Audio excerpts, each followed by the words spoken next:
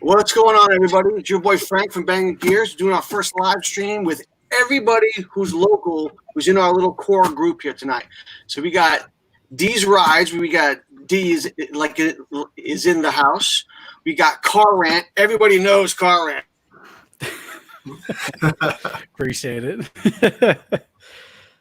Yep. Oh, did it get froze? Hey, I think it might have been. There he goes. Now he's back. Oh, good. So how you guys been? What's going on? Trying to survive this COVID thing, man. You know how it is. It's crazy. Fiending for some car content, fiending for some car shows. Yeah. Oh, word. Heard that. Yeah, we're all really struggling. I mean, like you guys saw, I'm pumping out footage from Ocean City from last year because the show should be going on this week. Yeah, I forgot that was this week.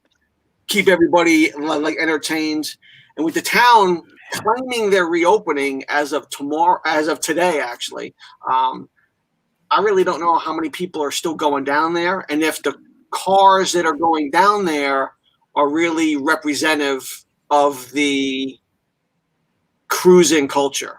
Like, I don't think the guys with the 57 Chevys and all them are really going down. You may get a couple of those, but I think most of the guys are going to be like the newer Mustangs and the Dodges and all that sort of stuff, tearing up that town. As you'd say, the young bloods. Yeah. I just hope it doesn't turn into another H2OI this week because it could be very detrimental to a lot of people. But yeah. I mean, I've definitely seen on the cruising page a lot of people saying they're still going down. I guess just like the timing, it just happened to open up right at the same time that they're supposed to have cruising. So people are like, all right, guess I'm going down. Yeah, and then the problem was the show's already actually officially been canceled. And a lot of the hotels, a lot of people got their money back, and because the town was shut down, the hotels, were shut down. And now that the town is open and the mayor basically gave the middle finger to the governor, and said, I'm going to open up the hell with your phase one and the hell with being locals only or essential personnel. It doesn't matter. If you're from out of state, come on down. But as far as I know, the restaurants are still all takeout. And there's no actual event at the convention center, I think, is going to be closed. And the inlet is going to be just general parking. So I don't know how much actual activities are going to be down there. Yeah, that's kind of crazy. Did they actually open up the hotels, or are they still? The hotels, they said that they opened up, but now, it's still. I mean, I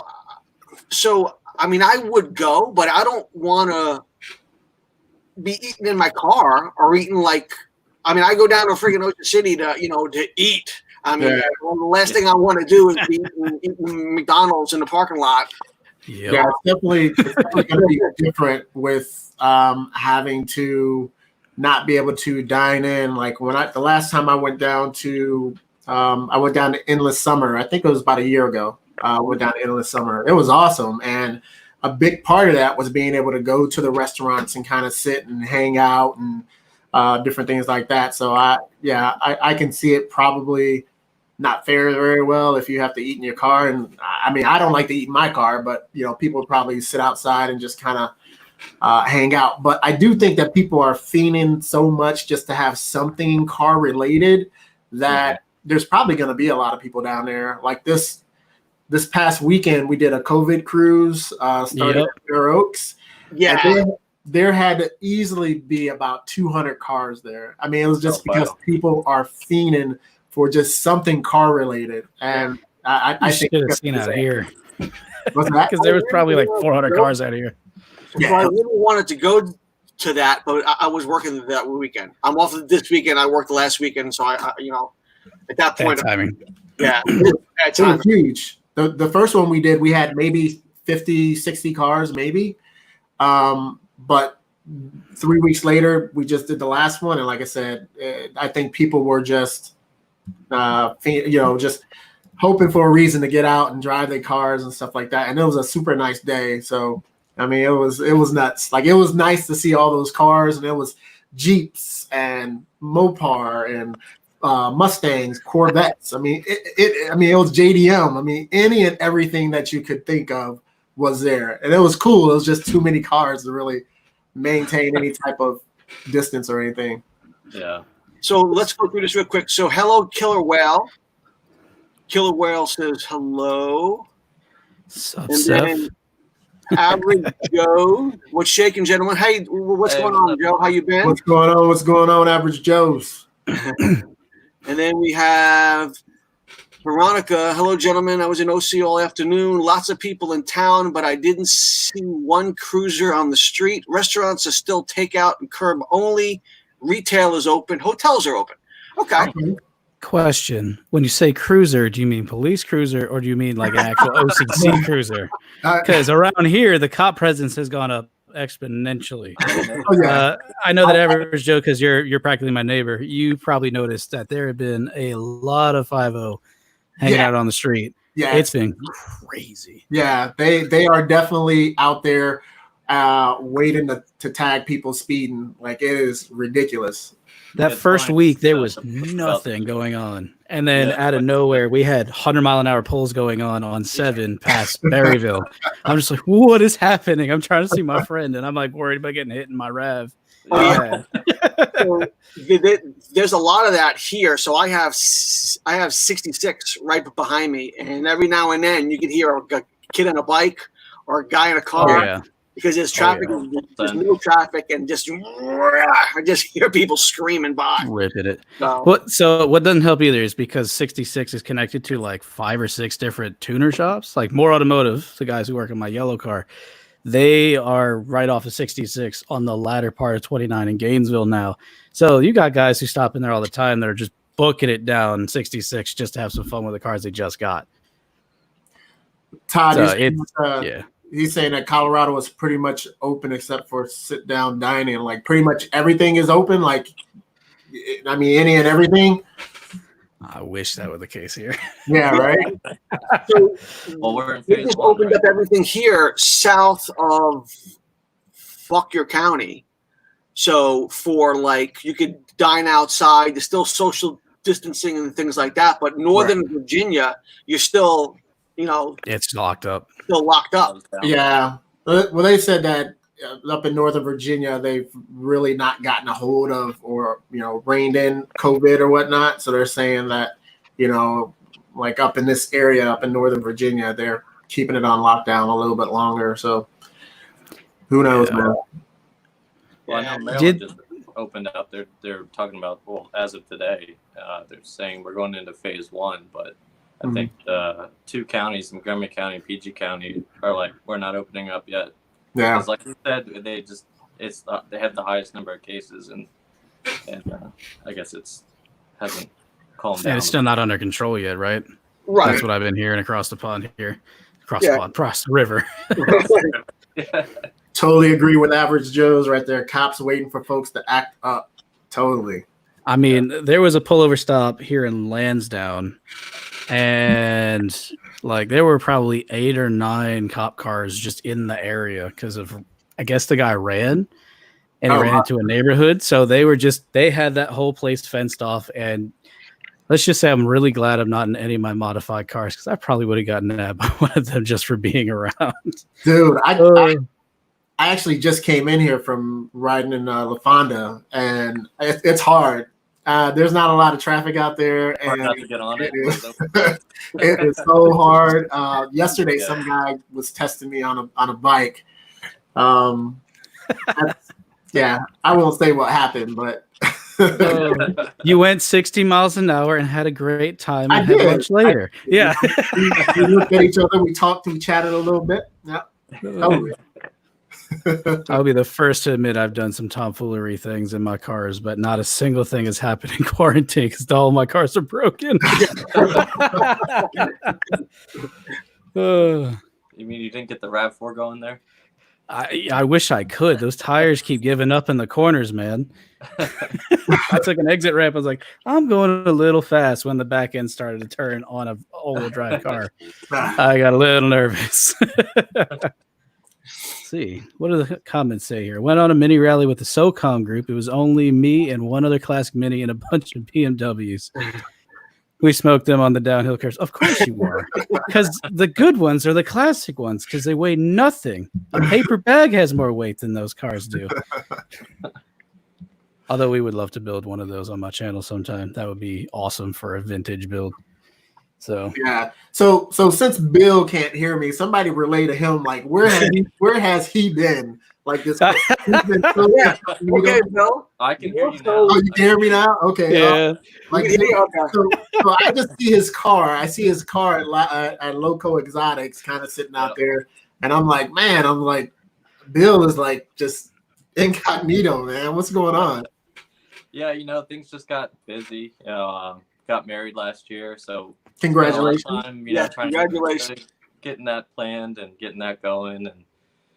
And I just haven't gotten back into the swing of things. I have to get that motivation back up because it's a lot of people don't see the work that we put into every video, so it takes a lot of time. So I'm hoping to get back into the swing of things soon here. Hopefully when this COVID thing calms down a little bit and I can get back out. And I want to get the Foxy's still at Loudoun County Exotics, and they're doing a great job. They're working on it, really moving it along. Because I dropped the car off and it was like a shell of a car, and I handed them a bunch of pieces and I said, "Here you go." And, here's a jigsaw. They took it in and they're really working hard on it. Yeah, that day I was there, Greg was talking about it, and he's like, "Yeah, we're trying to get it together for him." And he was talking about, what it was like getting it, and how the last shop, we won't get into it. It's a whole mess. Yeah. There's more drama in that whole story than there is in every season of All My Children put together. Yeah, unfortunately, I had a video up talking about it, but I had to take it down. I won't fully get into that, why I had to take it down. But yeah, you don't got to explain it to us. We get it. Yeah. But I have to ask, what's it like been with the new black car, the one that we don't get to see a whole lot of? Oh, is that the Holden? Yeah. Holden? No, that car is actually pretty awesome. It's like a 4-door sedan, and from the outside it looks like a regular sedan, but it's holding that LS3 under the hood. Oh, it is an LS3. Yeah. Wow. Big boy power. Your Corvettes had, just in a 4-door sedan. That's got to be the best grocery getter right there, and it's probably way more fuel efficient than all of our cars. Yeah, it's not great on gas, but it's fun. You get the smiles per gallon. Indeed. Sweet. Yeah. So, D, what have you been up to in the hiatus? Because I've also noticed I haven't seen a whole lot happening on your end of this. Besides changing the clutch fluid. Yeah, exactly. Dude, so I was just talking to Frank earlier about this, and I have so much footage from like past car seasons, past car shows that I could kind of put out there if I wanted to. It's just trying to get that motivation back to do these videos, especially the videos that I used to do, because I used to do a lot of cinematic kind of car show videos until I got LaFonda. Now I just want to drive all the time. I don't want to film anything. I just want to drive. And so it's kind of hard to want to break out the camera and try to make sure everything is good to go. And but I'm slowly trying to get back into the swing of things, trying to do some how-tos. And it's hard because with a car like mine, because it is a rare car and because it is a limited kind of limited production car, you don't want to do a lot. You don't, me personally, I don't want to do a lot to change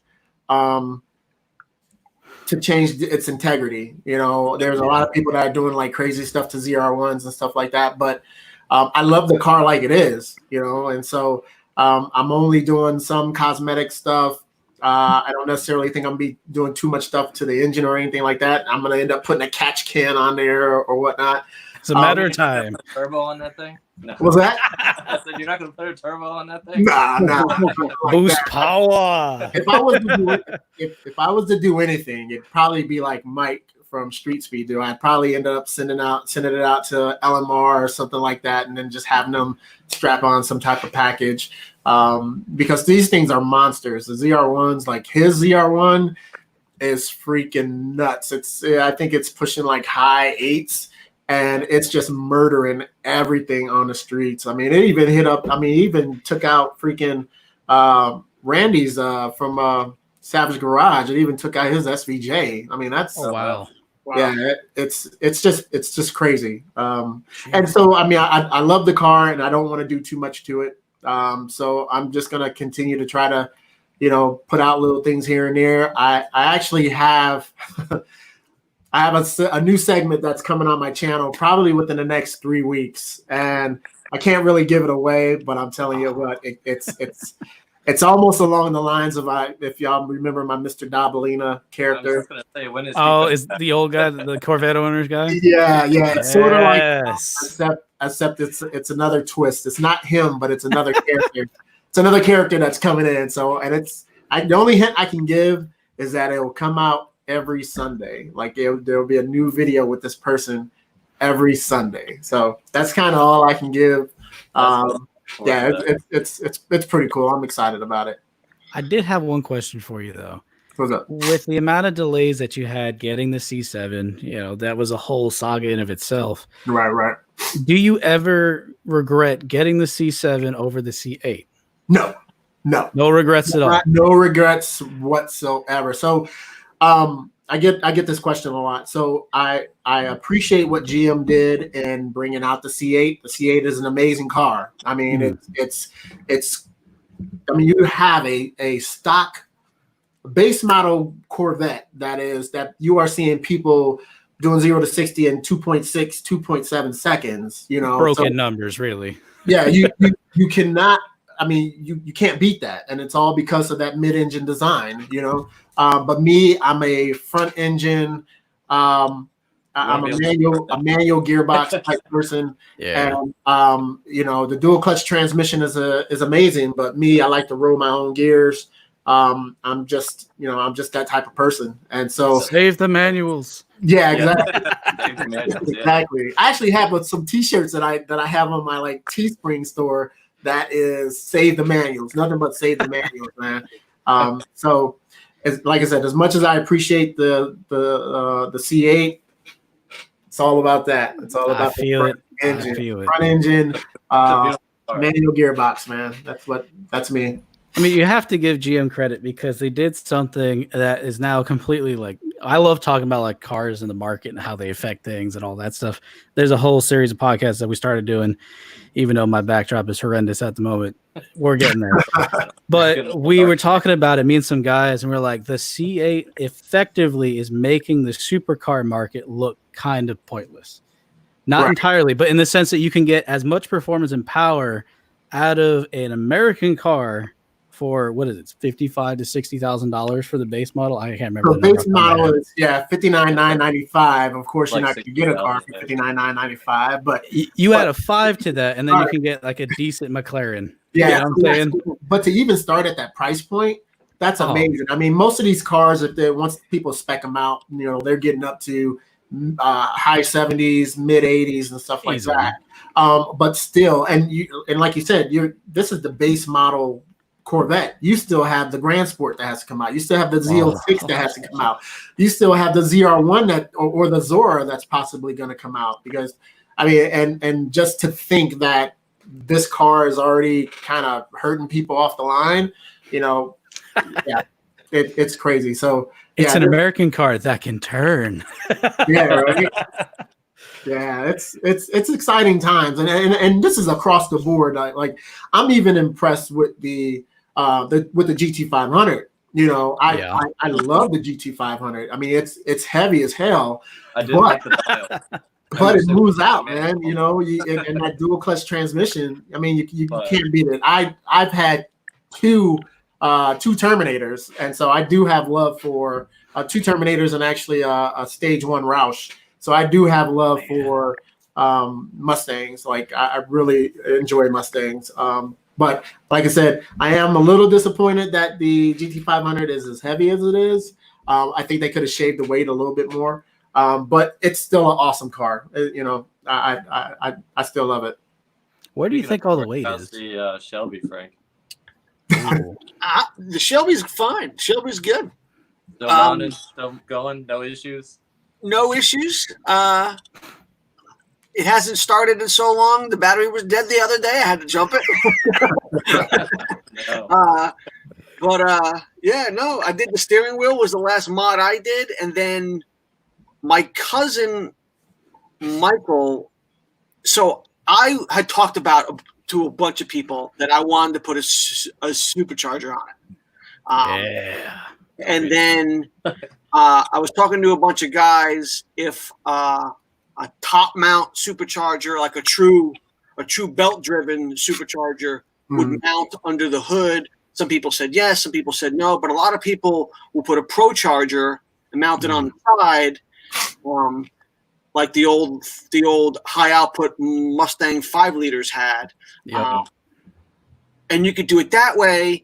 And then my cousin talked me out of it, and he was like, if you're going to do something, make it period correct, like Nick from Carson's Cigars, and put the velocity stacks, change the whole intake and the card, and put the velocity stacks on. And then, because he was going to put a set on his, he's got a Cougar, wanted to put it on that. And apparently there's a guy who he found that kind of refurbishes the old one with all the modern tech. So it's like, it looks old school, but it's really kind of modern. It's got some old modern technology in it. Like fuel injection. Right. Yeah, And then I would have to change the fuel pump and drop the gas tank, and it got all involved. And then the windup was I bought a truck. Wow. I saw that on your channel. So that's out. Maybe that's next year's project. Who knows? But for right now, because every time I needed to tow the vehicle, I would borrow a friend's truck, and that wore thin real fast. Right. He was great about it.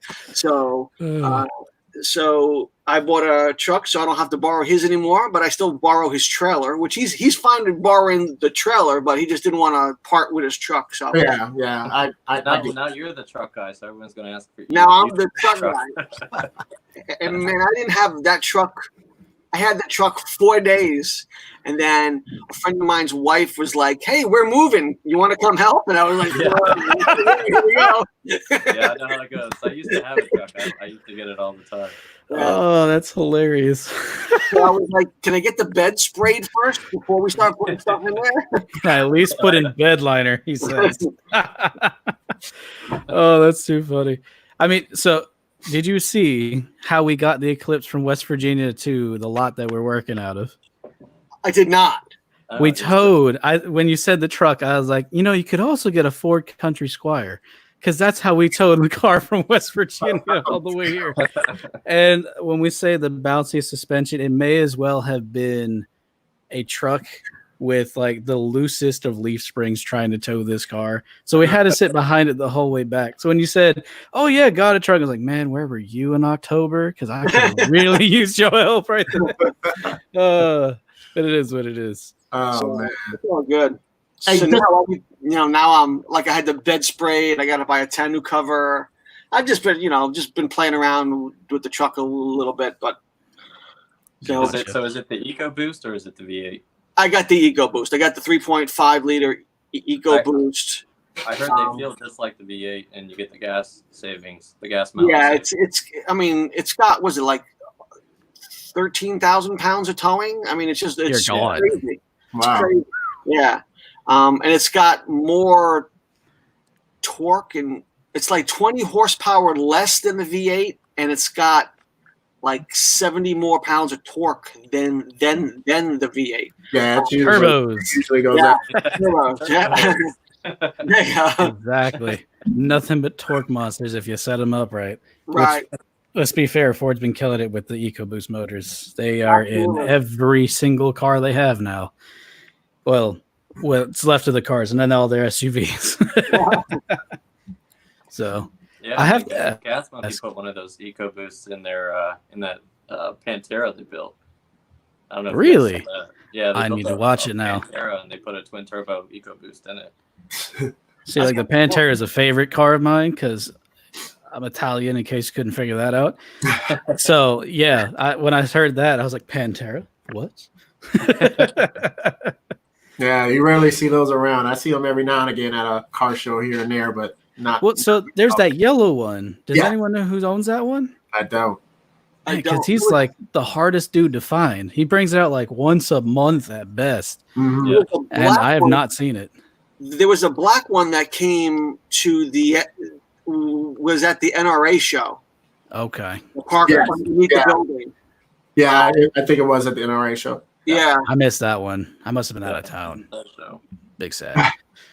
So, but I have to say, so going back a little bit earlier, you were talking about how like you're worried about OCC being kind of corrupted by the hot boys, as some would say, in the Japanese car community, the people who go out there do random stupid stuff on the highway. Yeah. Around here, while the meets that people know about, like Chick-fil-A, haven't been happening, it's a pretty much like a Need for Speed Underground game because they're all meeting at different lots that are tucked away, hidden away. I'm connected to an Instagram page that, for my own reasons, I'll keep quiet. But they just posted today that there were like 10 or 12 meets going on right now as we're doing this live stream. I just had to say, has anyone seen any of that stuff come up on their Instagrams yet? No. no, Nothing. So probably about a month and a half. Well, yeah, probably. Well, this was before the whole COVID thing started, but there's like some parking rides that sometimes a lot of these guys will meet up at. I went to one like 2 months ago, and it was huge. It was packed. Really? Yeah, and this was in Maryland, and Oh my! Because their lockdown went into effect right around that time. They must be exactly. Get their jollies in. And, like, you know, pretty good. people weren't acting stupid or anything like that. They were just, they were just hanging out, chilling and stuff like that. But yeah, since this whole COVID thing started, I haven't been out to see, if there's been any meets and stuff like that. So I will say there's been a lot of what we would call drive-by tuning going on. It's a little bit of a pun on words, but basically people are out there doing street tunes. Like the other day, we're working on the Eclipse. We finally got that thing working. That video is coming soon. Oh, good. It sounds like a truck. It needs its mid pipe put back in ASAP because otherwise it's just straight dumping off headers, and that is not a good sound in a 4-cylinder. But we're sitting there working, and we just like kind of perked our heads up, and there's some kind of V6 swap Miata just doing probably about 80 miles an hour down Ashford Village, which is a 35, by the way.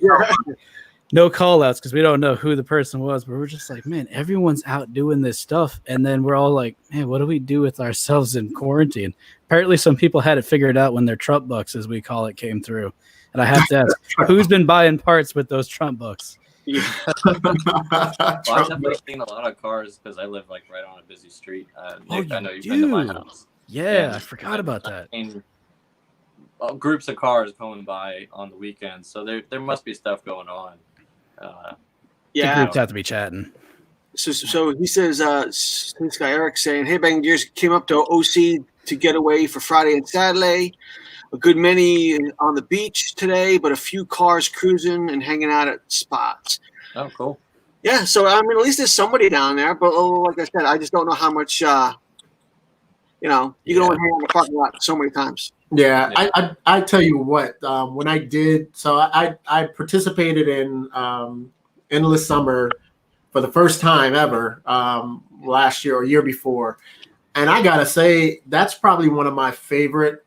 Just Ocean City, just one of my favorite kind of events. I mean, you can just sit on the, me and my fiance, we just left our hotel. We walked maybe 30 feet, sat on the side of the road, and just sit there and just watch cars go by all freaking day, all freaking night.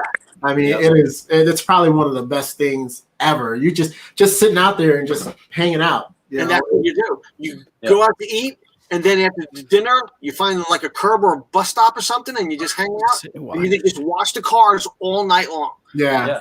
Or you find a place to eat that has a patio, and you can sit there and eat and watch the cars go by too. Yeah, that's it. It's pretty awesome. So something like Secrets, which is basically all outside. I don't know if they're open or they're not open. I mean, but that's my go-to spot. Yeah, that's you did a couple of your videos there, right? At Secrets, right? Yeah, and that's mostly because the condo I used to own was basically across the street. So and that makes it easy. And so you can hang out at Secrets all night. Secrets was the reason why I bought the condo in the first place, so I could drink and then stumble back home to the condo. Yeah, got you. That's like moving across the street from your job. It says Sunset Auto's Club's been doing stuff. Sunset Auto, where is that? Is that actually off of Sunset Hills? I'm confused. Sunset Auto Club's been doing stuff. I am curious now. Did you guys see the video? So you know how everybody's doing these like these birthday drive-bys for the little kids and all that. So there was a video that some father put out there that his kid was turning 8 or 9 and loved cars and there's no shows and all that. So a whole bunch of people drove, by the house like they've been doing. I guess one of the neighbors got mad. She got out there, started screaming at people and touching people, and the cops got called, and then all the cars scattered to the gas station, and then the father called the guy back with the cars and told him he can come back, and as he was coming back, the lady got arrested. She got a little mouth. Was this local? I don't know if it was local or not, but no, I haven't seen that. It was in Maryland somewhere, or maybe Pennsylvania. I saw a post about like block the cars from moving forward, maybe. Or so he's saying that might have been a separate thing, but hey, 703, what's up? He's saying that the Sunset Autos does rallies and stuff. That's what he was saying in the comments there, and they're on Instagram. They're on Instagram. I will have to check them out sometime once I get one of my cars running. And there is Joker. What's going on, buddy? How you been? I haven't seen you in forever. 703 cruising. What's going on? What's up? Haven't seen anybody in ever, man. Yeah, I know. I'm so ready to get out. I'm about to send my little drone over to Bill's house since he lives like not super far away, and just drop off like a 10 millimeter so that it's like I now know where it went this time. Drop toilet paper. I actually toilet paper. Yeah, I've put more miles on my car over the past, I'm gonna say, month than any other time. Because I just, I get so claustrophobic that I'm just like, as soon as I'm done with work, if it's a nice day, I'm out. I jump in the car and I just drive down to Quantico, Woodbridge. I'll go up to Ashburn. I just go everywhere, dude. It's just. Oh, I feel that 100%. Like I have to go out for work sometimes, so I get to go drive places, and just getting out and driving somewhere it feels awesome because I'm just stuck in the house all day. And you don't have to worry about traffic. Like you don't have to worry about being stopped in traffic. Yeah. It gets brutal. It just seems like every time I have a day off, it's raining. It's either like raining. Oh, that's right, because you have a convertible. I got no top. I'm topless. Oh, jeez. So I'm so sorry. The weather around here. The suntan lotion on my head. Exactly. My dad was actually rolling around in his V6 Camaro today, just with the top down. He's like, I finally get to use what I paid for this car for. Yeah, it's the fact it's just raining every single day he has off as well. I don't mind if it rains during the weekday, but on the weekends, that's kind of where I draw the line. I'm like, it at least needs to be nice on the weekends, and it's been pretty cold. Like this, like we've actually, no joke, had a spring this year. Yeah. Like it's always gone from winter, like 2 days of spring, and then summer. Yeah. And this, we've actually had other than all the rain, when it is sunny, it's been like 60 or something like that, 60 or 70. So it's actually been pretty good in that aspect. Yeah. But as my dad would say, my front lawn looks awesome. Because totally. I'm convinced my neighbor is trying to regrow the Amazon in his yard. God bless you, sir, but you need to mow that thing sometime. Oh man.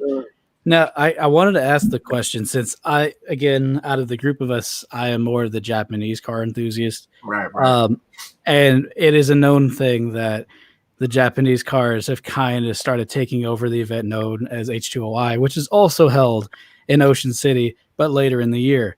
Do you think that H2OI will be more crazy this year because of the fact that people have just not been able to get out and do stuff? Oh yeah, totally. Yes. 100%. Yeah. Well, But the flip side is, do you think that people like that will just go to Ocean City during the summer anyway and possibly damage the reputation that OCC Cruising has had in the area for God knows? yes, I think that's going to happen now. I mean, You think it's going to happen now? Oh, wow. I think this week is going to be a real defining week of who goes down there. Because like I said earlier, so there's a slight chance of rain tomorrow and then Sunday. So nobody's driving down there in their 57 Chevy. Oh, Right. They're not going to trailer it down there and have no place to go. Because the guys that have those cars are usually a little bit older. Yeah. They're in that The gentleman's era, as we Right. say. Okay, so I think you're going to get a ton of modern muscle down there, and there's going to be no event zone. There's going to be minimal law enforcement because they're not really expecting that big of a turnout because the official show is canceled. And I think it's going to be, for lack of a better phrase, a real clusterfuck. So I hope it doesn't turn that route.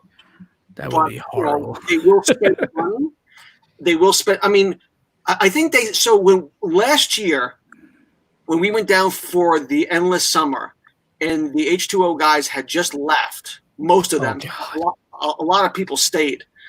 They had said that the restaurants were totally empty because they all go to the McDonald's and the Burger King down there on 25th, and they all eat like the fast food stuff, but nobody goes into Rope Walk and Secrets and all those places and spends the money. They all go to the convenience store or the gas station or the 7-Eleven, and they hang out in the parking lots and they eat the hot dogs, and that's basically about it. I think the broke boys, right? They don't got the money to spend it at places that are nice and things like that.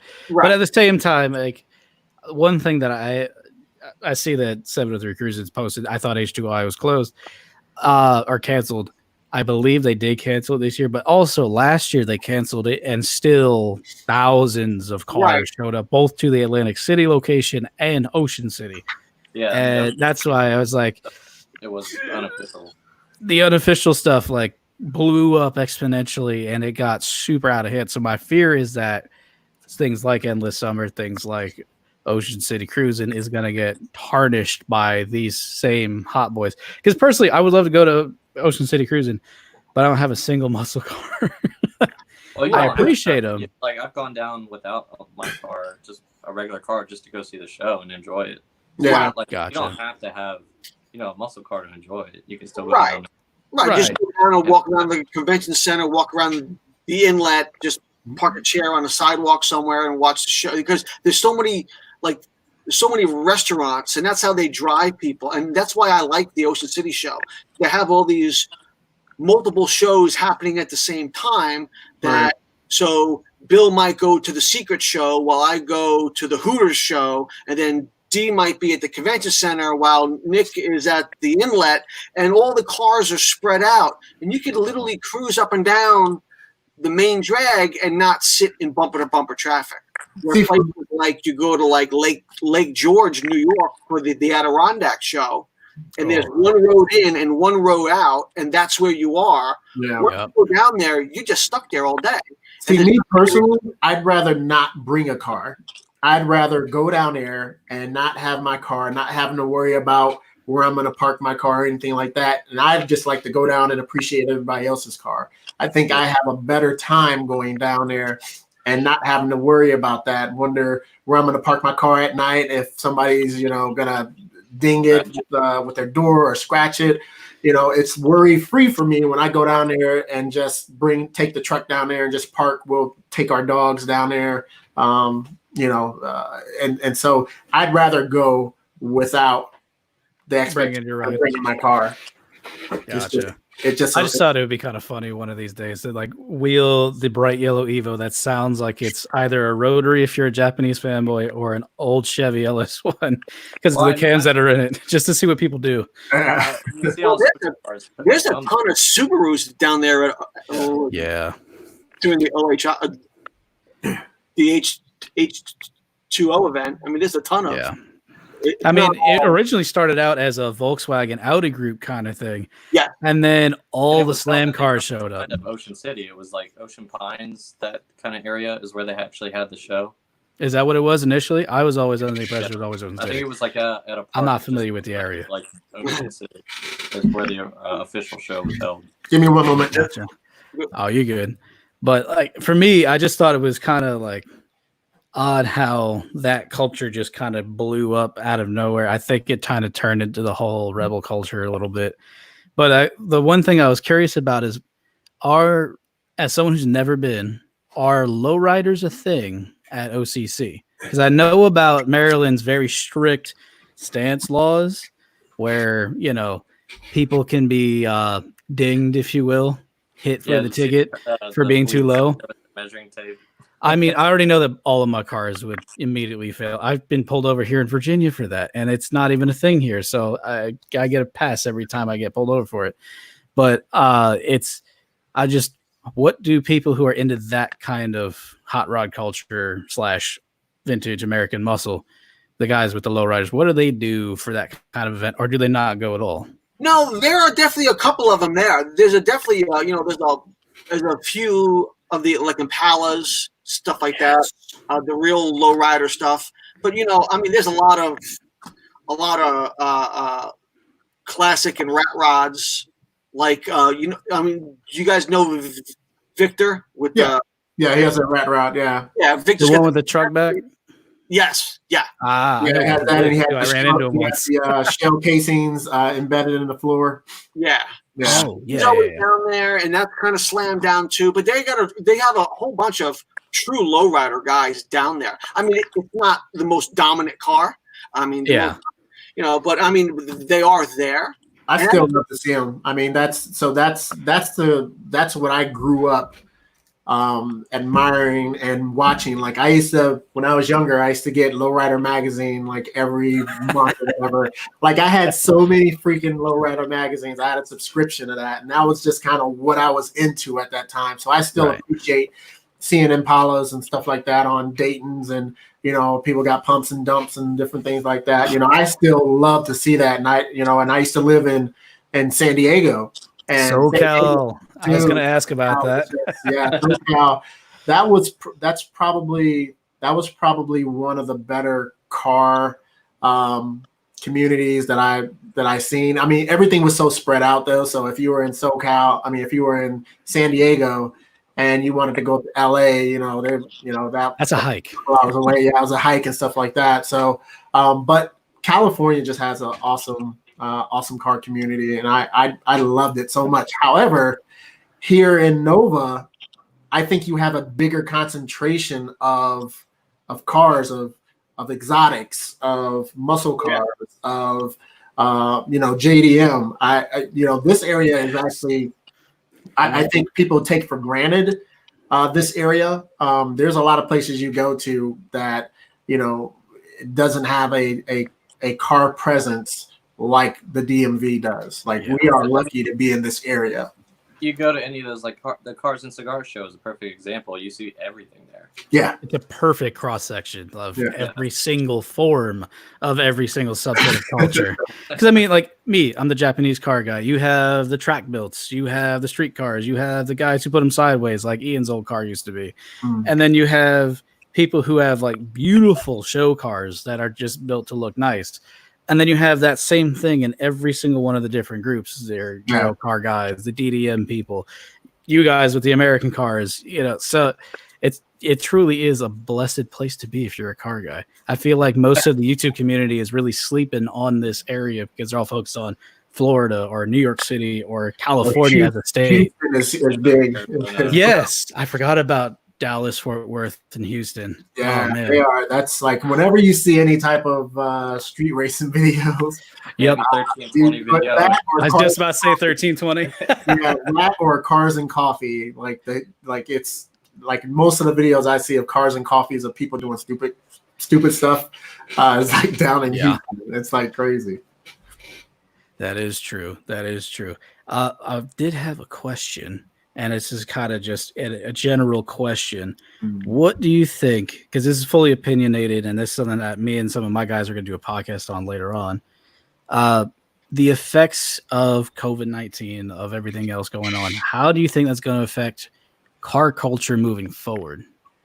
Because as of right now, people are getting stir crazy and whatnot, but as normalcy kind of gets back into swing, what do you think is going to happen between the fans, the manufacturers, and then also moving forward into future developments with the possibility of another big wave coming through that the news keeps touting and talking about? What are your guys' thoughts? Because, like, just to give it some context, myself, I've been kind of eyeballing, like, the parts market a little bit. I do own older cars, and like parts for my Evo, we just did the podcast on it. Parts for the Evo just rocketed through the ceiling.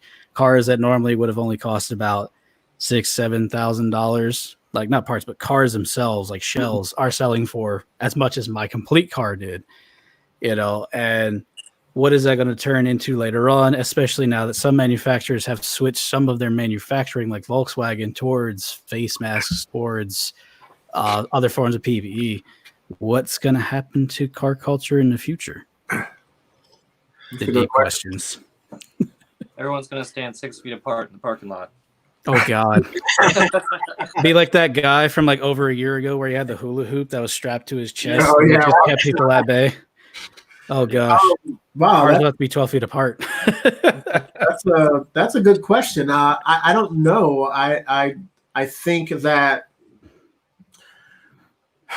I think you'll see it.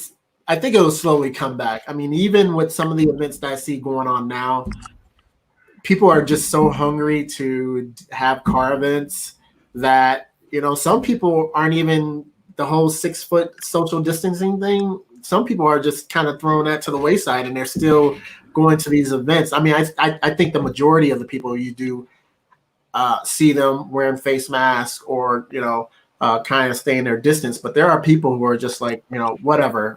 This is, you know, I'm gonna get out there. I'm gonna have fun. So as far as the manufacturers and them getting diverted into doing ventilator type stuff and things of that nature, I don't know. I think they're gonna end up having to multitask. I don't know if there will be a shortage of parts or whatever. I do know there's been some delays, like with GM with their especially with GM. Yeah, they got hit by a strike, and then on top of that, you know, a few months later, got hit with this whole COVID thing. So, I don't know, man. That's a tough question to. Because I mean, look at someone like Tesla. They've been in the news for the past like 3 days, 4 days, with them now leaving California altogether. It sounds like, how does that affect people in California who own Teslas? Will it make their cost of living with that vehicle go up? Will Tesla still be even sold after this point? Because trying to redevelop a manufacturing facility is a massive undertaking that takes hundreds of millions of dollars, if not more, especially if you're in the electronics industry. So it's like, what happens going forward with stuff like this that are out of we the fans control? I mean, I see 703 Cruise, and you put on there that a few friends have bought Impalas, 40s, Chevys for cheap, which I honestly wish I could get into those cars. Carburetors are not my thing. You know, what happens to parts for those cars that are being sold for new right now, cost-wise? I don't know. I mean, Bill, you have parts for your I can't remember the motor that goes into your Mustang anymore, because I know it's not the native motor.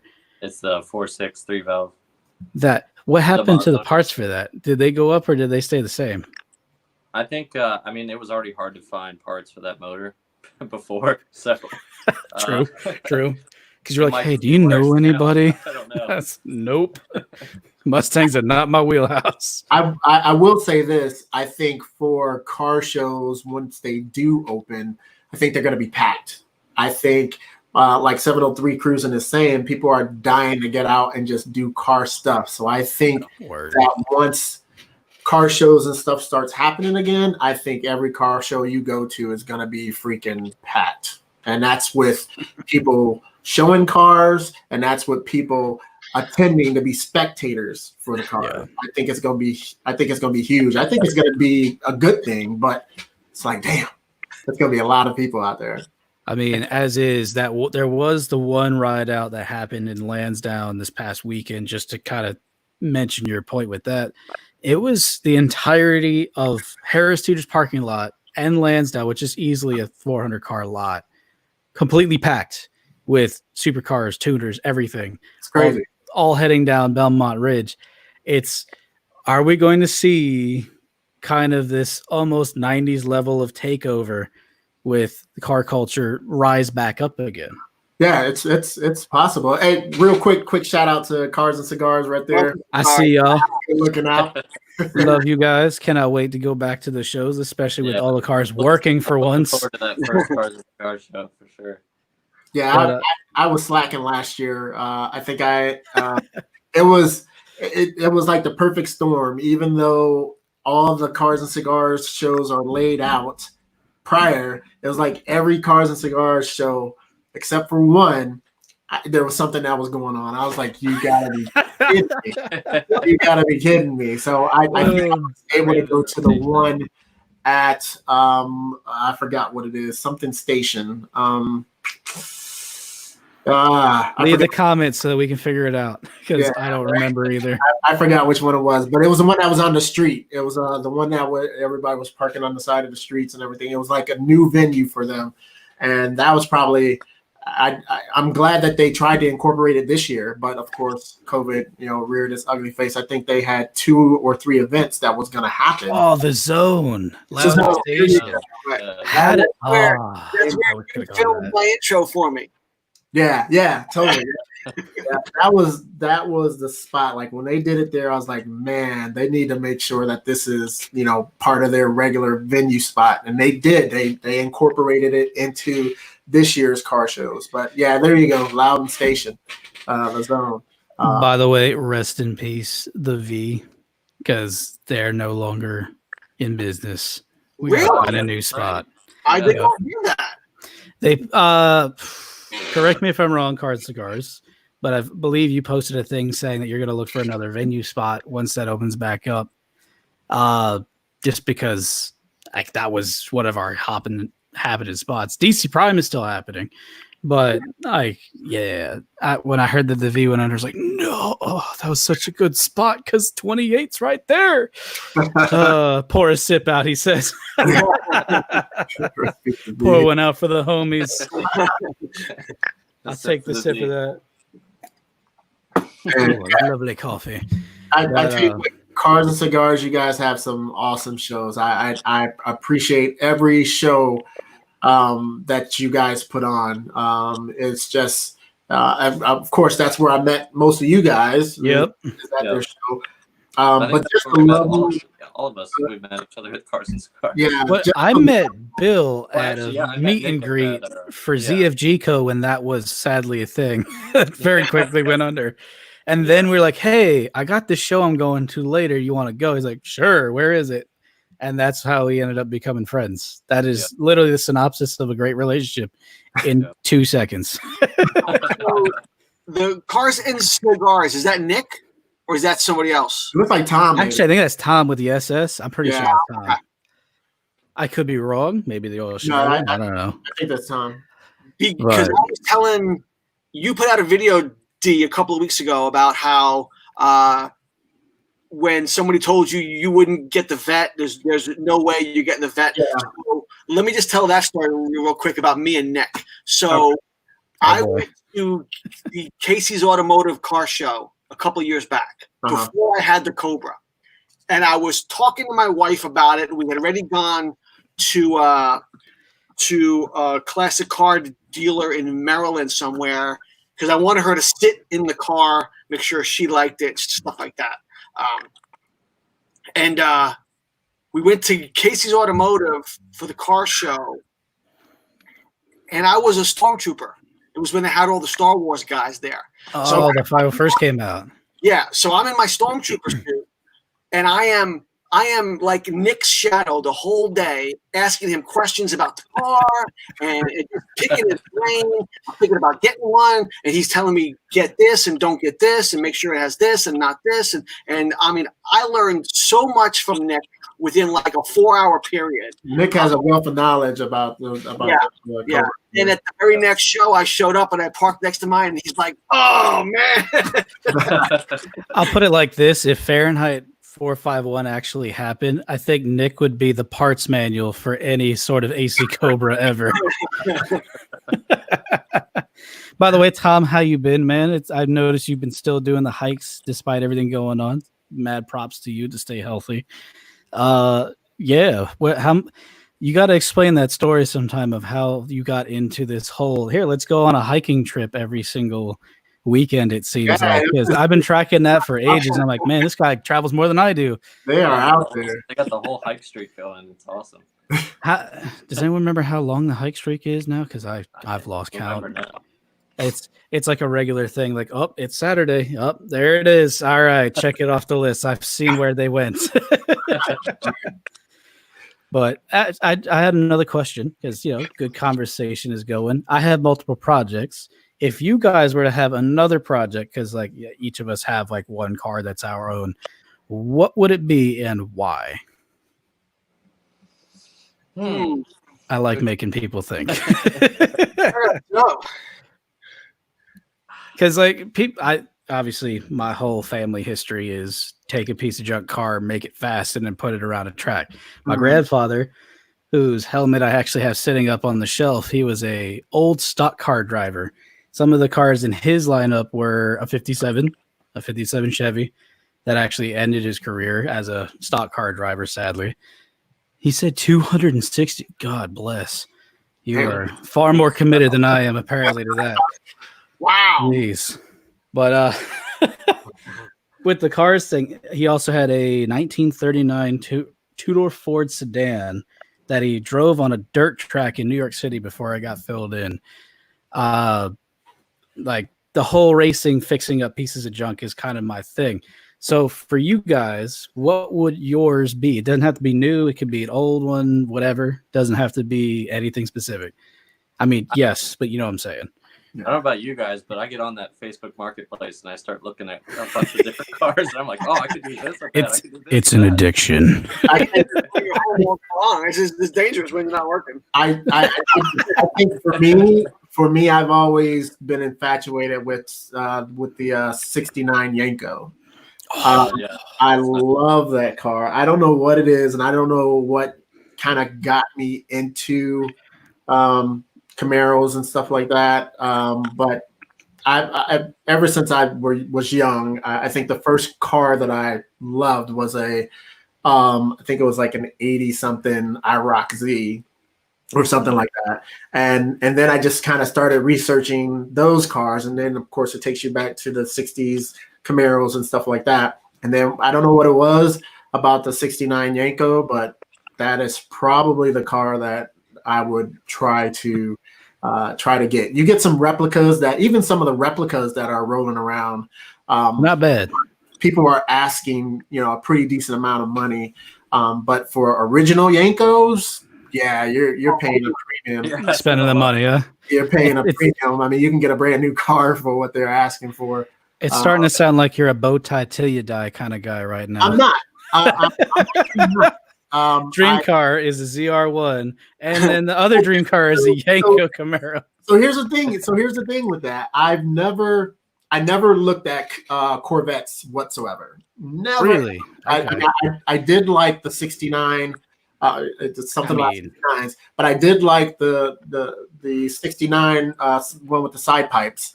The LM model. You guys would know this better than I. What is it called? It was like the Southern Special. I don't remember what it was called. I had a model of one. It looked great. But I know what you're talking about. So that was I enjoyed that particular one, but I never looked at Corvette whatsoever until I think the C6 ZR1. That's when I started looking at them again. That's a bad looking car, by the way. But it is. But I've never been brand loyal. Like I've owned, Camaros, I've owned Mustangs, I've owned, now Corvette. So I'm not necessarily brand loyal, and I think people pigeonhole themselves if they do become too brand loyal. Now, when I had my Mustang, my 04 Cobra, both of them, I was on the SVT boards, and we would give Corvette owners a hard time, everybody else a hard time, and that's just what we do. That's what you do. But I've never been brand loyal to any one company or anything like that. That's just not me. You got to do a video going over those cars sometime, like in depth, like this is how I got it, this is what I was like, and you got to give us the backstory to those, man. Because I've only known you for being a Corvette guy. That's why I was like, you sound like a bow tie guy. No, but yeah, I've owned more Mustangs than I have any other car. How many Mustangs is it now? I've had three or four Mustangs. You're about as bad as I am with Mitsubishis, because I'm now on my third, and I'm thinking about a fourth. So Mustangs was like the official car of the Marine Corps. Like, okay, there we go. Everybody on base, they wanted Mustangs, and and so that's kind of the culture. Actually, the first car or sports car, so to speak, or muscle car I ever owned was a 2002 Camaro T-tops. It was the one that looked like, everybody said it looked like a catfish. Yeah, but I had some big motors in those though. Yeah, I love that car, and it was only a six banger, and I put a awful exhaust on there, and it just sounded like. I mean, it was the era. It was the era at the time, But I loved it. I put these chrome rims on there, and it was the cleanest car. Yeah, it was the cleanest car you ever want to see. But then. I think I saw a 2002 SS Camaro that was cammed, and once I saw that, it didn't take me very long to get rid of that six banger and move up to a V8. The gears started turning. Yeah, once I started hanging around, this car club, local car club. It was called the F Body Hideout, and I started hanging around them, and everybody had modded Camaros and stuff like that, and so I kind of got out of the all show and no go, and then started to get into V8s and stuff like that. So. More power, more power, baby. We don't watch Donut Media at all. Yeah, right? More power, baby. Bill, what you got for a secondary project? Right now I could use a truck. So Word. I'm doing a lot of house projects since I've been home. Yeah, I've been seeing that. I saw that. Tearing ceilings down.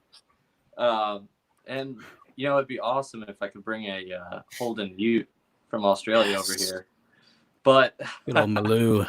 It's kind of funny because they're not legal, but there's a way around it. But the bypass rule. I don't remember what it was called entirely, but yeah, kind of expensive. So I mean, you could go with a Subaru because they have the Subaru Baja. It's like almost the same thing. Just put an LS in that, and you're set. It'll fit, I promise. So, Billy, how is the detailing thing going? You still doing that? Yeah, I'm still doing that on the side. I've actually had a lot of people hit me up recently wanting me to come by and clean up and sanitize their cars and stuff like that. So, yeah, I'm still doing that. Now, is that like a side thing, or that's your main hustle? Oh no, that's just a side thing. Yeah, I'm a mechanical engineer. That's my main thing. Nice.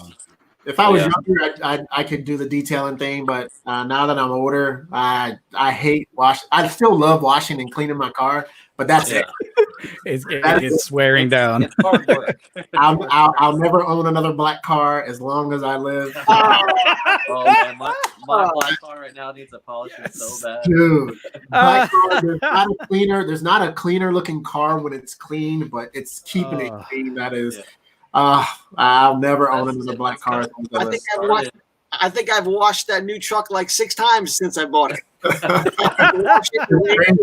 I wipe it down. I'll rains the next day. It's just back and forth. It's just Especially now pollen. You start seeing the pollen starting to come right now. That is the only benefit to owning a yellow car. I'm gonna just put it out there because my car is bright flipping yellow. This color of this mug is the color of my car. You don't see pollen, but I promise you, everything else is like, oh, there's a glaring error the size of a goose egg kind of thing. Which, by the way, Bill, when the Eva comes back, I'm paying you a visit. It's kind of therapeutic, I think. Yeah. How's it been with the new dog? The dog being locked up with the puppy. They're real happy that we've been home all this time. Oh God, I can only imagine. I think a lot of us, I think our pets are going to have real anxiety issues when we all go like back to work and they're home alone by themselves. Yeah. Separation anxiety sets back in. Totally. I mean, right now when we go to the grocery store, our one dog is just like so upset. He's just like, you guys are leaving? So like, I've actually been lucky. My Roddy, she just had TPLO surgery. So she had a torn ACL.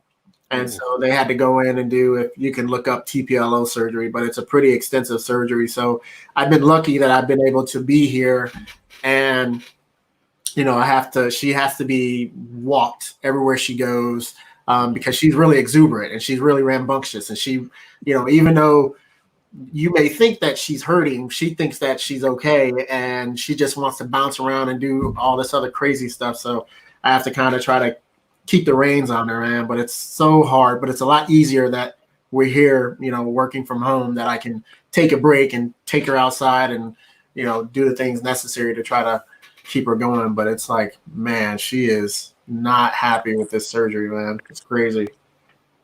My wallet's not happy about the surgery as well. So, but so the real question is, so is everybody still working? Yeah. Yeah. Okay. Yeah. Like, we so working remote, so we just been working from home. And then I guess part of my job is I have to go out to buildings and survey. So that's the only time we leave and go out. But of course, we wear masks and, you know, take precautions. But yeah. Hey, I mean, you guys are still working because there's so many people who aren't. So I mean, yeah, I mean, totally. I mean, I feel bad. I couldn't imagine, you know, your livelihood being kind of stripped from you. You know, so I get it. I get a lot of people, you know, wanting to go back to work and wanting to, you know, try to bring income back in, you know, as what you call Trump bucks. I mean, that's only gonna go, so far, man. That's nothing. That's one bill, maybe, you know, for some people. Yeah. It's like one mortgage or one rent for 1 month. So I'm just hoping that people can, you know, that, you know, people who are hurting can hurry up and get back to work, but of course do it safely. And you know, I'm definitely blessed to be able to work from home. Dude, I'm kind of in the same boat with the whole like work from home thing. I have investments. That's kind of how I make my money. And the stock market has hurt a lot for me personally, because I went from, I have some money that I know I can, you know, pay bills with. And then I go, oh, never mind. It just dropped another God knows how many points off the radar. So, like, yes, I still have a job, but at the same time, I'm also waiting for my job to catch back up. Yeah. So I know I picked up investments. I picked up some stocks with it being so low right now. I was like, this is the time to buy. Let me just tell you, if you want good, easy flip money, this is the way to do it. Because it's just, if people start buying now, it'll help recover the economy somewhat. Yeah. That'll allow us to actually move out of recession mode that we have been in for so long. Right. But I mean, there's so much more to the spectrum because it's a global phenomenon. It's not just localized in the United States. You got to think the trade markets in China, Japan, in South America, Central Europe, like those ones are really struggling. Like you look at Italy with everything going on with them. They just barely pulled out of a recession and now they're right back in one because of the effects of COVID-19 affecting all forms of life. So it's going to take everybody to pull it out, if you know what I'm saying. Hello to you there, Miss Kitty. Hello. Hi. I'm the oddball in the bunch. How's it going? All of my cars collectively equal the value of one of their cars. That's how it works here. Stuff doesn't matter. Yeah. Oh, I know. I like my crap box cars. All right, I admit that my cars are worth chunk until I get them. Besides driving Frank's car, or almost driving Frank's car, driving your car was a lot of fun. The yellow one, I cannot wait to get that car back. I actually, as a quick shout out, I actually just came back from the tuner shop today. We're hoping to get it back soon. And if everything works out with the power band and the tune, we're looking at possibly hitting somewhere around 700 wheel horsepower in the Evo, which is going to be a lot more fun than it sounds like, because I know I'm going to shatter my axles with that power. But I'll at least be able to hang out with you on a daily basis now, because I can keep up finally. Take it easy, 703. Take it easy, brother. Take it easy, 703. Hey, so don't feel bad, because you know what? Like you just said, we all may have expensive cars, but when we go to a show, we all lose the victor and that rat rod. The thing rolls up and it already has the middle finger. Right? I'm saying, it's like I arrive on the scene and I know what I'm here to do, and it's make you all look like fools. Yeah, exactly. What does anyone remember the power numbers on that car? Because it's the diesel motor. It's 123 horsepower. I asked him this: 123 horsepower, 900 pound-feet of torque. Yeah. Oh, yeah. He can get to 60 fast, but he can't go faster than that. You seen his new one that he's building? That truck? No, what has he got now? Oh, he got a truck. Oh gosh. Is it that pickup truck? Yeah, it's like a. I want to say it's looks like a Sanford and Son truck. No, it's like a land. You know what? It might be like a Sanford and Son truck, but I thought it was a Land Cruiser or something. But he's routing the shit out of it, and it's awesome looking. Hold on a second. Let me see if I can find it. I mean, if he's ratting a 4x, that rat rod that he brought to a show and he aired it down, I was just like, "Whoa!" And he was blowing the big black plumes of smoke out of it. Yeah, he was doing that. That's awesome. He was doing it. He was at the COVID car cruise last weekend as well with that car. It's that thing is awesome. I love it. So it's a Willys. I saw that. Okay. I'm trying to find a picture here. It's a Willys Overland? Is it Willys truck? Let me see. Hold on. We're all like bated breath going, yeah.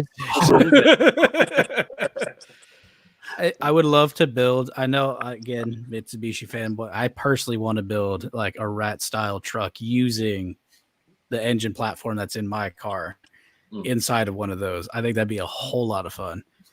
Also, a whole lot of understeer because it's a truck. Go to take a turn, and nope, that's the turn. Hey Frank, do you remember that car that won Best of Show at the NRA car show, that Cadillac DeVille?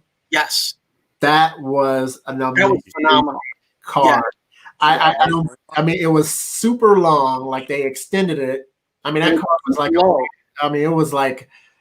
I can't remember how long that thing was, but it is without a doubt, it was probably the length of maybe a limousine. But I tell you what, that thing was the baddest car I think I've ever seen. Like it was phenomenal. I mean, it is a Cadillac, right? Yeah. It is a Cadillac. It's a bad car to begin with. Yeah, it was. Shout out 7-liter motors. Yeah, this was totally custom.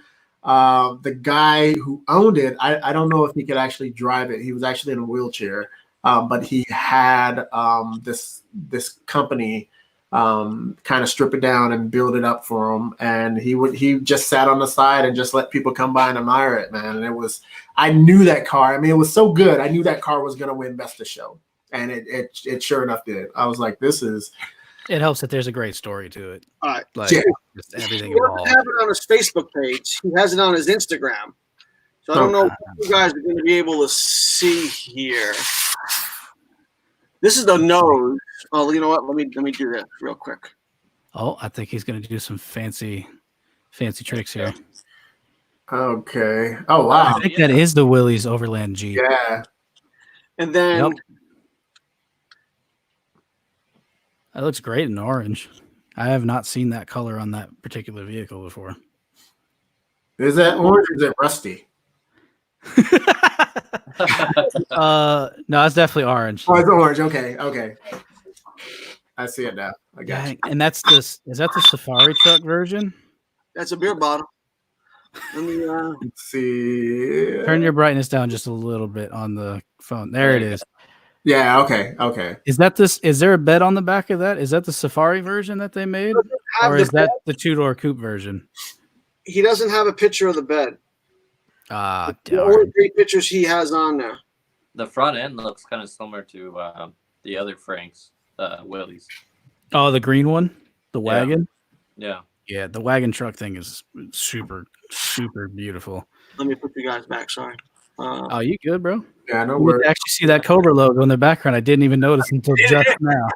I know you got a nice background. You got all my lights. I know, man. Look at this guy. Look at this guy right here. He's doing it right. I'm over here in my bedroom with everything tore apart. I would not be able to do it in my garage. I'd be sweating my, what off. You got AC in there or something, man? Yeah, so we just last year I had the AC unit and the furnace replaced. It's right behind the wall, and I was like, "So how much is it going to cost me to have you punch a hole through the wall and just put a vent?" And he goes, "Why do you want a vent in the garage?" And then he came in there and he saw the car. And he goes, "Oh, don't worry about it. I'll do it for nothing." And he just it was great. That, ladies and gentlemen, is a real OG. So I have heat and I have AC. Yeah, I mean, you can't beat that, man. Yeah, It's that I live in the basement, and it gets hotter in here if I'm by myself because my dad is used to Oklahoma weather because that's where he grew up. So I'm in the basement sweating to death because there's no AC down here. Oh man! And everything's boxed in, and I have the sun facing my room at all times of day because town. Oh yeah, you got the greenhouse effect. Oh, dude. I'll open the door and my dad will be like, "How is it hotter in here than it is upstairs on the 3rd floor?" Don't ask questions. It's science. Bill Nye can explain it. But I have a question for Frank. Where are you from, brother? I hear the accent, and I was like, you sound like you're from where I used to grow up out, like New York, New Jersey, a little bit. Oh yeah, no, I'm from the Bronx. Oh, okay. Hey, Staten Island representing. I will fight you over the pizza, though. We do have better. Yeah, I know. So long story short, I was born in the Bronx. Taking me for a walk in the park, my mother got mugged, and then we had a house in upstate New York within like a couple of weeks. So I mean, I grew up about an hour north of the city and an hour south of Albany. I actually grew up the next county over from Orange County Choppers. So. So I'm right up in that area. Speaking of, because you're a brother from the city as well, you get this. Did you get to see the OCC Chopper tribute bike to the World Trade Center? Yes. Yeah. So you have to admit that thing is beautiful for such like an exoskeletal looking. It's amazing. Thing. So I've seen it multiple times. So long story short was before the car thing, I built motorcycles as a hobby. I could tell. And so I built a couple of bikes, and then we used to go up to the International Motorcycle Show in DC and compete. And I came in second there like 3 years in a row. And, I let it go to my head a little bit. I thought I was a little bit of a hot shit. And I followed the show to New York to the Jacob Javits Center and got my ass kicked. But while I was at the Jacob Javits Center, Junior and a bunch of the other guys were there, and I don't know if we just took a liking to each other or what, but we hung out. We ate dinner a couple times together, and I have all these great shots of Junior and his crew and my crew hanging out, and I got to see the bike there, and then me and my wife went back to New York a year or so ago and went to the Freedom Center, and it's still down there in the museum. It's encased in glass now, right? Yeah, it wasn't encased in glass when I went. It was open because apparently they had a flood at some point. The bike got really wrecked, and then he had to redo it, and then they brought it back, and there was that whole thing. But yeah, I got some great pictures of. It was good. It was a good show. He was a very nice guy, very personable. The other kid was there too. The young guy, I can't remember his name. Just saved my life. You the younger son with the the real younger kid. I forgot his name. He used to work in the shop. Mikey or something like that. Mike was his brother. This was the younger kid. Dalton or it started Dylan or I can't remember his name to save my life. We were a young kid that started working there. The young kid started working there. Then Senior let him build a bike, and then he gave it to him in one of the episodes. Started with a D or something like that. I used to watch that religiously. I used to watch it too. I used to watch it all the time, and then my opinion is that the Discovery Channel really screwed that whole family up. It started, I guess egos and stuff started to probably the ratings kind of started to dip, and they were kind of feeding information to one half and the other, and made them kind of butt heads to make the ratings go up, and it just destroyed that whole family.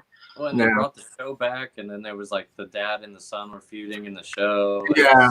Like that was the main thing. When they brought it back, I guess they had two separate shops or something like that. All that stuff. It's sad that they kind of went down that route, because when they were all working together, I thought that's when they did the best work. But then it just, I don't know. Right, but the Discovery Channel does that. So, like, how do you take like Jesse James, who made a career about building motorcycles, and then you bring him on TV and you make him build cars, and that kind of screwed him up too. And they do the same thing now on Motor Trend, which was Velocity, which was Discovery, which was like the Martin Brothers. The Martin Brothers built bikes, and now on what's the name of his show? Iron Resurrection. Oh yeah, now he doesn't build cars, but he used to be a hardcore bike guy. Right. We used to see him and his brother at all the shows, and they just kind of, he's happy doing cars, but like when Jesse James was building cars, he didn't want to build cars. And you could tell. He's He's not an actor. You could tell. no, he's not an actor. But what did you say, Bill? Junkyard Empire on there.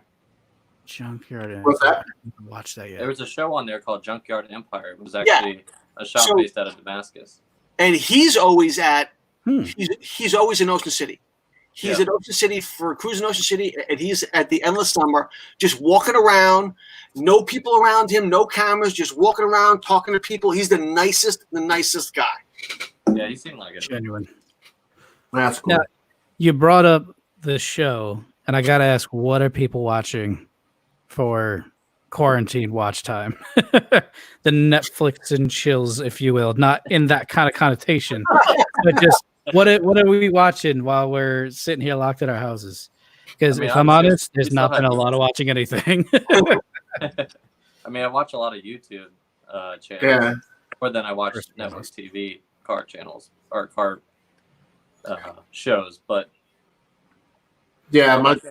myself, I'm huge into YouTube, and I'm behind the times. I actually just ended up getting Netflix like 2 months ago, and so I'm watching, like, I'll watch some of the like Hyperdrive and some of the stuff that I can catch up on when people are like, hey, you need to watch Hyperdrive and all this other stuff. I didn't have Netflix, and stuff like that. And I've been like dipping into like Ozarks and stuff like that. God. Ozark is a great show. Cave into a trend. I'm probably like 4 episodes in on Ozarks, watching that. So. Got some catching up to do. Yeah. No, I was big in Homeland, but that's over now. And I was big into Westworld, and now they're done for the whole season. And, I'm waiting for Mandalorian to come back because I'm a big Star Wars fan. Oh, yeah. So Mando to come back. But, I mean, it's just – you're right. I just watch a lot of Motor Trend. I watch a lot of fast cars in the dirty South, and and all those kind of drag race shows. I love that stuff. Yeah, I have a bunch of old recorded like Barrett Jacksons and Meekum and stuff like that I still got to catch up on as well. So yeah, I love just putting a Barrett Jackson auction up and just sitting there and watching it. Yeah, I can sit there and watch it for hours. I'll sit there and I'll call the cars out. I'm like, oh, that's a 69 Chevelle. Yeah. Have any of you guys ever gone to like a Barrett Jackson or one of those types of auctions? I've never been able to. No. The auctions I go to are all crashed cars. Yeah, but, no, I would love to. I would totally love to. I would love to. Let's all try to go. I bought a car from there a couple of years back when it was up in Connecticut at Mohegan Sun. Oh God! But it's just what that is. That's off of Hartford, right? Yeah. Oh gosh, that takes me back a little bit. Keep going.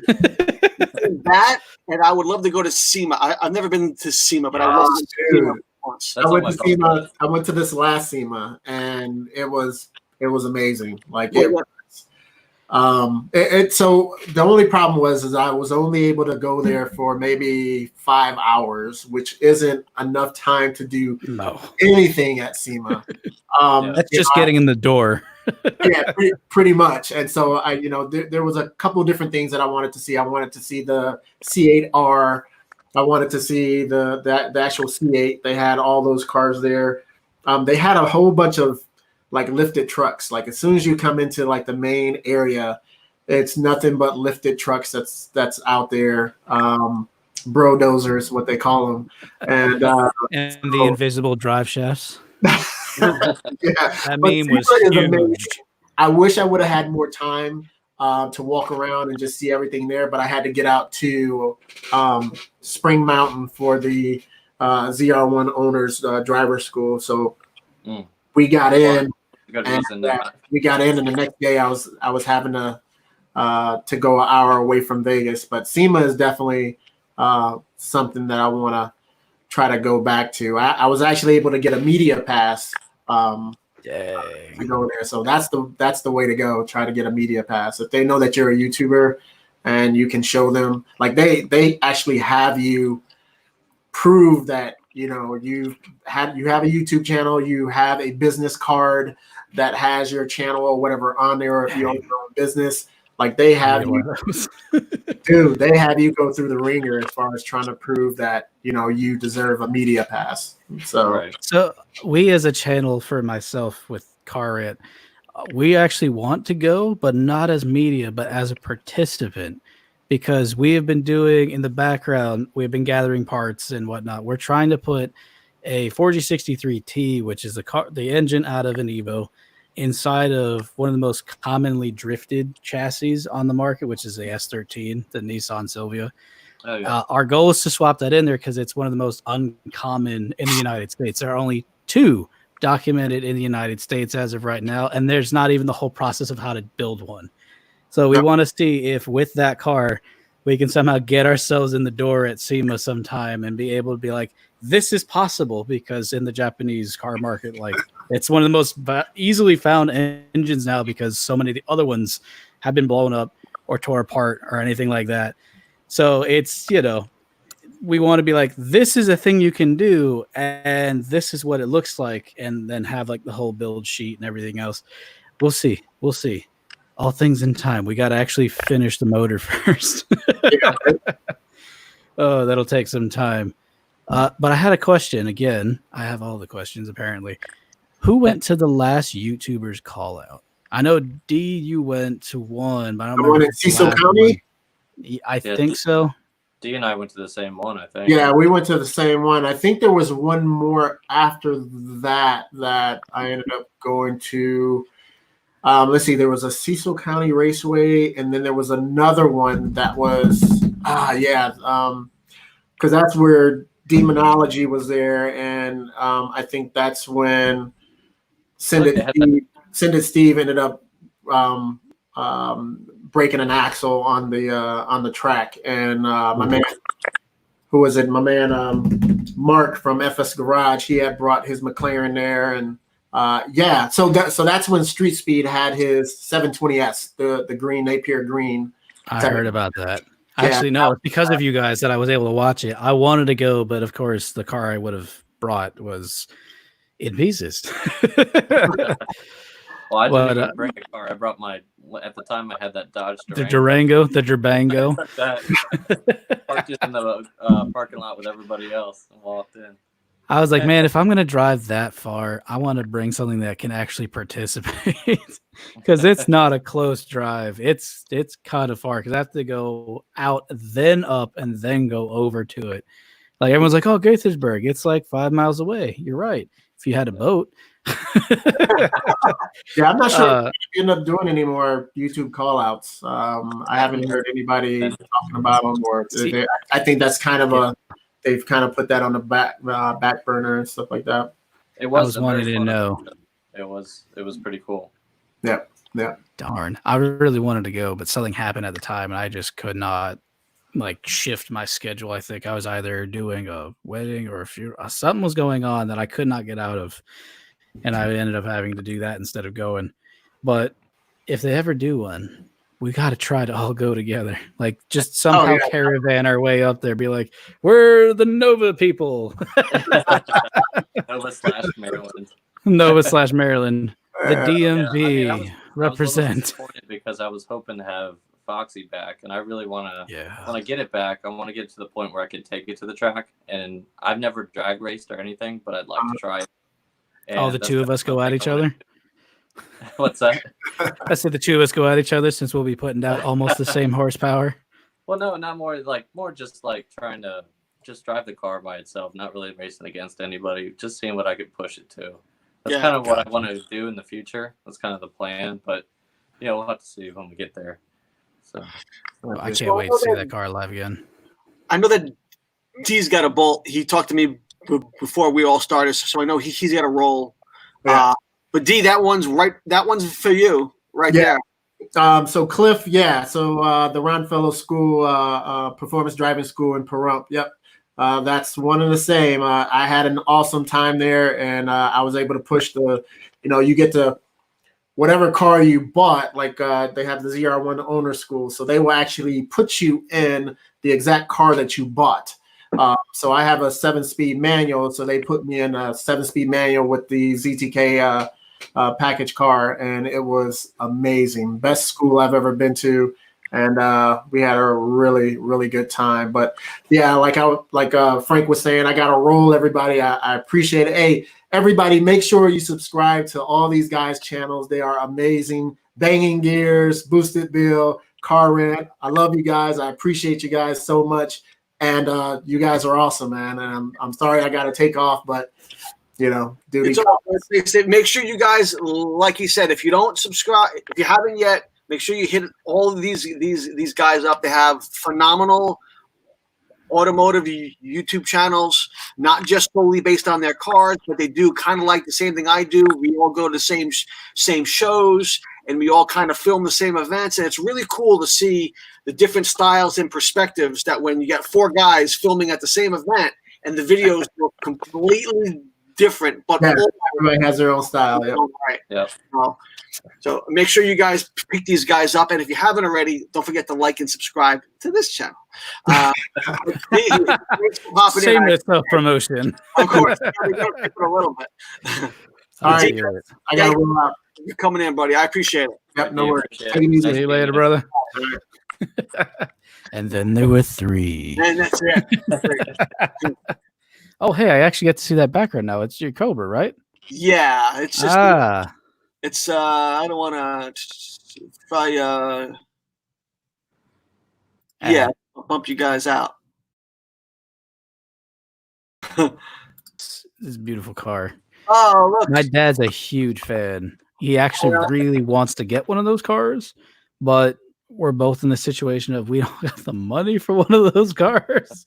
Actually, as we had in Boosted Bill's video, they're very, depending on where you are in the owner's list, they can be very accessible. Affordable. Yes, they can be very affordable. I mean, if you don't mind, how much was one of those cars worth when you got yours? So It's a tough question, and I read a bunch of the comments on Bill's video, and some of the comments just chewed me up. Yeah, but it's hard to have an interaction with somebody when they're just commenting and stuff like that.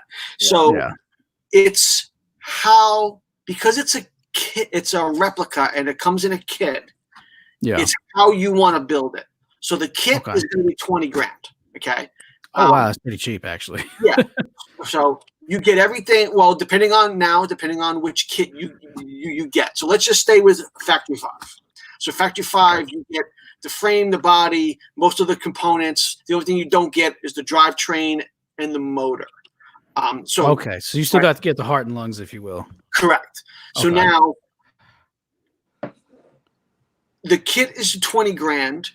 If you have a Mustang as a donor car that you already had, and you're just transferring parts, and you're doing it yourself,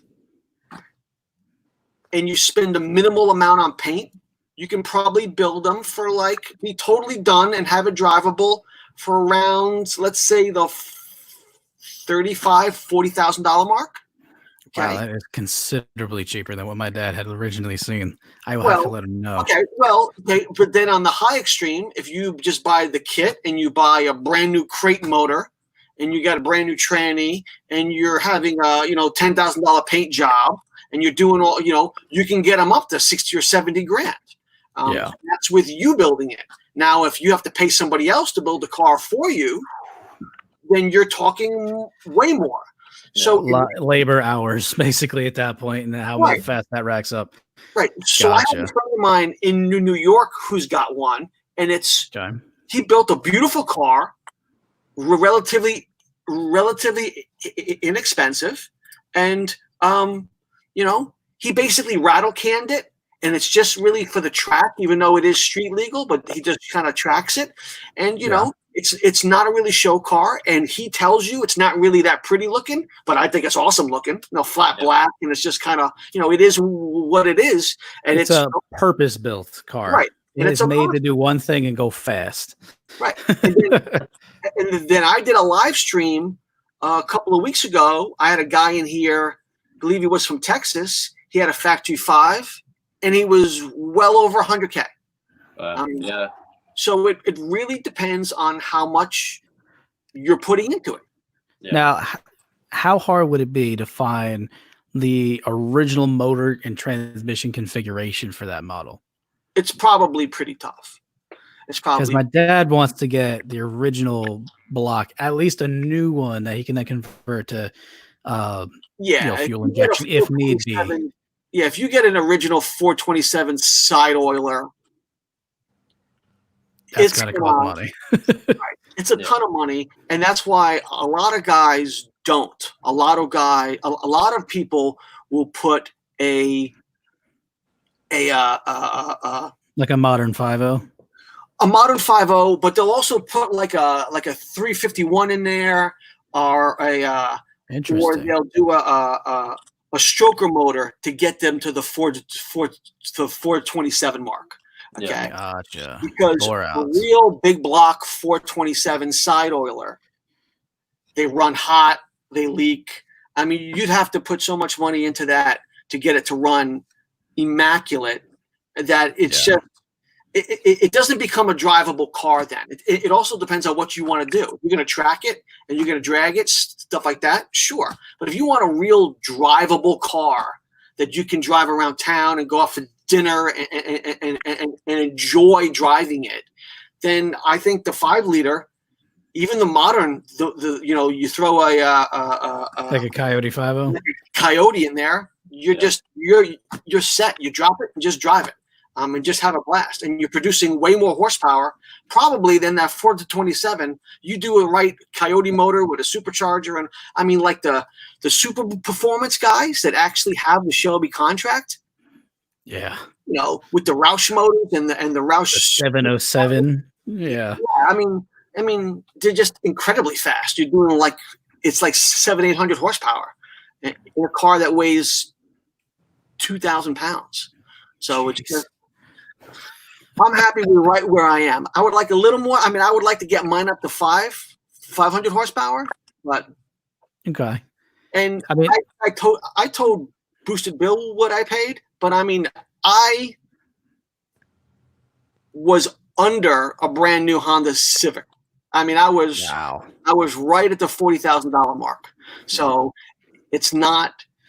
Well, I definitely know someone who's going to be very happy to hear these numbers because Yeah. he's currently above me right now. You might hear footsteps every now and again. Yeah, he lives above me. Yeah. So, yeah, because we were both like, he wants to get back into the car stuff because of the things that he sees me doing. I mean, I had 2 different blocks sitting in the garage for a hot minute. Now I've got the little motorcycle project thing sitting outside. It's not a motorcycle, it's a scooter, I know, but you know what I'm saying. And I think he's just feeling the itch because, like, one of the things he did, the last major project that he picked up, he had an old, I want to say it was a 50s Chevy truck. I could be wrong. If he's watching this, I'm very sorry because I can't remember off the top of my head. I just remember it's an older truck. And he drove from where we used to live in Springfield, Virginia, to the other side of New York City to go pick up an engine and bring it back. And then I don't remember what happened to it after that. I think I was born and he had to let it go or something of that nature. But like, he hasn't done anything since pretty much as long as I've been alive. So I think there's a little itch behind his ear kind of thing. Like, I want to get back into this, but I don't know how. And if he were to do it, he'd want to do it the right way, which is with the dream car for him. It has always been an AC. We actually met a guy who owned a business out here that has an original AC Cobra, not a kit car. Mhm. Yeah, that's that'll cost you a little bit. Oh, yeah. Just a lot of it. But I mean, hearing that original 427 kickover is like, yep, I get it now. That sounds like freedom and bald eagles. When I go to shows, it's just amazing when I go to shows how many people ask me, is it real? I mean, it's very convincing. Same thing. You don't know. It's very convincing. Well, like, honestly, if you had an original, so the thing I tell people is if it's shiny, it's fake. Okay. If you have an original one, the paint's going to be faded and nobody's going to restore that car. You're not going to touch it. Okay. It's like to be a total nerd. It's like taking a Star Wars toy out of the package. Okay. Yep. You lose so much value the minute you do that. So you don't touch those cars. You don't restore them. You just let them patina the way that they are. If you're driving them, I think you're crazy and you're just crazy at that point. I mean, so if you have an original, he had money to kick around. If you know what I'm saying. You maybe drive it every now and then on a nice day. Yeah. Right, because it's a good way to say that. Right. They're like old Gibsons. You don't scratch off the nice, beautiful gold paint that turns green. You leave them in their gold green state because otherwise it's worthless after that. And, I get that. And Virginia actually classifies them as a replica. So that's why. Really? Yeah. So, and that's one of the other things. So certain states like Pennsylvania. So when I go to Carlisle for the Ford Nationals and there's a whole bunch of Cobras up there. Yeah.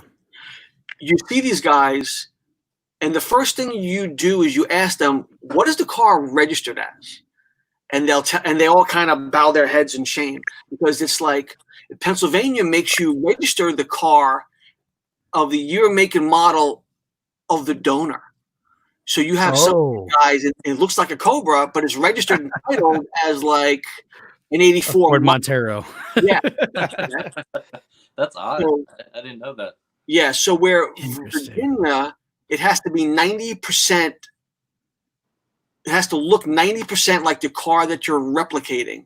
And then you're allowed to register and title it as that year, make, and model car. Interesting. So that's why even though my car is built in 2010, it's titled and registered as a 65 Shelby Cobra replica. And it qualifies me for antique license plates. And I don't have to pay personal property tax. Right. Oh, nice. I cannot wait. Which is the big. I don't have to pay PPP on my cars. We don't have that problem here in Maryland. Yeah. So that's true because you had yours with antique plates when we first met. Yeah, Maryland they call it historic, so it's that's historic what plates. It is. Yeah. What are the rules with that? Because I'm completely confused as to how Maryland does it. Because So- I've heard, it has to be 22 years and older. I've heard it has to be 20 years old. I Yes. heard that it can be registered as that so long as it's the last decade. What's the whole spiel here? So for historic plates, what it was before was it had to be 20 years or older, and then you could put historic plates on it. But then you had people taking like just regular cars that were 20 years old and putting historic plates on them, because then you didn't have to do emissions. Right. And you paid like a cheaper. My 1990 Honda Civic is now an antique, everyone. So they cracked down. They changed the law where you can still get historic plates, but if it's 85 or newer, you have to do a safety inspection. If it's 85 or older, you don't. So Interesting. Yeah, they changed the rules around. So that means that Foxy is going to be in serious trouble when it comes to smog it's time. already registered, so it's good to go. Oh, so you're grandfathered in, so you're all right. Okay, I see. Yeah. We have the county loophole. I'm pretty sure you know about this, where you live in one county, but it's garaged in, like where Winchester is for us here in Loudon. You guys have something similar like that, where like certain counties are exempt from the exhaust laws, or no? I don't think so. No, I think Maryland in general, you'd have to do emissions, but I could be wrong. I'm not sure. Because I've only grown up, I've only lived in like Montgomery County, Frederick County, so I don't really know the rules outside of those areas. There's a lot of loopholes. Virginia, it's like you find a rural county. Like, what is Winchester located in? Is that Frederick County, Virginia? Is that what it is? I can't remember. Someone leave us a comment because I can't remember. So they have where if you register the car there, you don't have to go through emissions. It just has to have a catalytic converter for inspection. So what a lot of guys do is, even if it's a tuned up car, they will register it as a Winchester native car, meaning it's garage kept there, with the address for its registration being sent to their actual home address. And then when it's time for inspection time, they slap an old cat underneath the car, bolt it in, and just pretend that it's okay. Pass it through an inspection, and then never have to go through emissions. Pull that sucker back out, throw the resonated test pipe in so they don't get refed for it, and call it a day. Yeah, I don't speak from experience. Well, Maryland also has street rod tags, which is a whole nother thing. I think maybe if you had a Cobra, what? I don't know by experience. I'm just guessing. But if you had a Cobra or something like that, you could probably throw street rod tags on it. Right. And it would be fine. So street rod tags? Is that what I'm hearing? It's a license plate. It's a tag. It's a street rod tag. Yeah, it says street rod on it, but there's stipulations to it. Like you can't drive it. You're not supposed to drive it normally. You're only supposed to drive it to and from shows and that kind of thing. So what do we call that here in Virginia? Is it show title, right? That is it. Well, with my antique license plate, you're not supposed to. It can't be your daily driver. You must have a second car. Right. You can only be to and from shows. You're not supposed to be like within I think it's 100 miles from your house or from your trailer. But then they kind of loophole it with the occasional joyride. So yeah, you know what I mean. So no one's ever pulled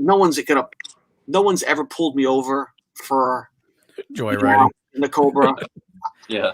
I mean, it used to be stricter. I remember that you could do that, but it was only within a certain amount of miles in a year. And the way they checked that was through, microphone.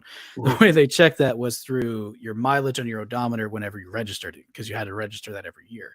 I remember that being a thing. Oh, wow. I'm glad that that's gone, because that was horrible. Because you got to think about it, some people who do have older cars that use this loophole to try and not pay whatever, or they just have older cars they drive every day because they enjoy driving it. Like they're suddenly getting smacked because they can't drive it more than 9,000 miles a year or whatever the number was. I can't remember what the number was, but I remember that being a rule, and I was just blown because when I moved to New Hampshire, it's not uncommon to just see an old 65 Oldsmobile just roll down the street. That's what Farmer Joe owns, and that's what he drives. No one cares. Down here, I was so blown away at how few vintage cars there were. It was all modern cars. So I was wondering what all the stipulations were to that, because some of my cars are getting older. The Eclipse itself is about to hit the 25-year rule. So it's I'm trying to make sure that I'm following the rules here. Yeah, to a degree. So I had a 98 Eclipse. It was Did the you really? year of the same model year as mine. It was the last year of the round backup lights. Yep.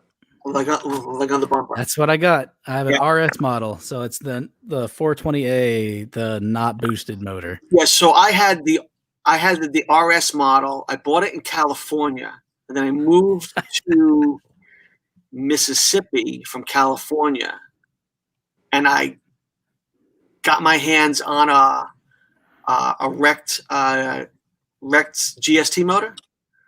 Oh, Hit the next one up. 4063. Yep. Yeah. So I left the RS stickers on it, but I dropped a bigger motor. Fully legal, by the way, if it's within that same model year. Yep. Fully legal in Virginia to do so. Yeah. So everybody used to pull up next to me in their big diesel trucks, and like in the South, be like, "Oh, Japanese car." Yep. See you later. Well, it's funny you mentioned that. We're actually going to talk about this whole Eclipse thing and how it affected everybody in the 90s at a podcast on my channel eventually. But that's kind of how we got the Evo in America, because the engine that was in the GST and the GSX, which you probably know from the drag circuit, right, is the motor that's in the Evo. So those things could be built to stupid power despite being a lowly 4-cylinder. I think the world's fastest is somewhere around, I could be wrong, but if I remember right, I know it's a de-stroked version, so they added cylinder wall back into it by sleeving it, and I want to say it was 2,000 horsepower. Wow. Out of a 4-cylinder, and it revs to 13,000 RPM. Oh, jeez. So it's basically a ridiculous version of a Honda Civic going down the highway, but that whole car, the Eclipse, like really helped solidify people like me, because otherwise I would have very little content, because that motor is what basically most of my channel runs on.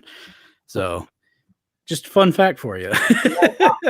Absolutely. In fact, fastest car, they mentioned it in their second season.